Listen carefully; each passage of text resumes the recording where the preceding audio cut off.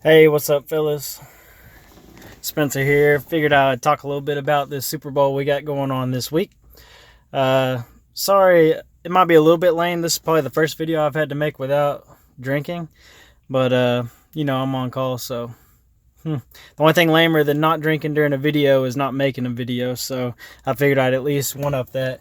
So hopefully this will be kind of quick. I got a little shit talking to do to about every single person in the league, but we'll just kind of go down the list. So starting with Ian. Golly, last place. That sucker. Dude, he's terrible.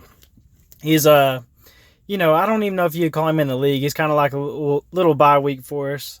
He only won like one game, and I think he beat the other easiest person to beat every time he play him, and that's Steve. Steve's, I guess, forgot to let Jessica set his lineup or something, and lost the game again. It's a big surprise. So we'll just go down the list from worst to first, I guess you could say. So Ian's out of the way. Talking about Joe. Joe, you actually got a pretty good team. I'm impressed. We didn't all know it. You might not have even known it that you're a big Vikings fan, but damn, you got a good team. I don't know how you lost so many games, but you did pretty good. You just didn't win the games that mattered. And dude, I'd trade your teams right now for the Super Bowl. So good job. We'll see you next season. Hopefully you won't get last place again, but we'll see. Eric. Eric. I think you were worried about your other league a little more, or your beard a little more. I think you just sat around trying to grow your beard out instead of trying to win games. But, dude, maybe next year. Chaz, I know you're a big Texans fan. You realize 5 of your players on your team are Texans. Maybe that's why your team sucks so bad. Maybe next year you'll just take one Texan and, hell, you might win a game. Blake.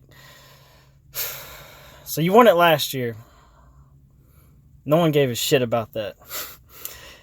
Man, I think you have more tattoos than you have wins this year. Maybe next year you'll just try to do what you did last year and actually win some games. We'll see how it goes. Steve, man, you actually had a decent team. I mean, you beat me once this season, which is about 100 times more than you beat me before. You still end up losing to me a couple times this season. Man, I know you owe me some beers drinking. We'll have to see them sometime. We'll kind of skip me and Scott for a second. So we got Fry. Fry, you actually, I don't know, you kind of suck at fantasy football, but your team somehow wins.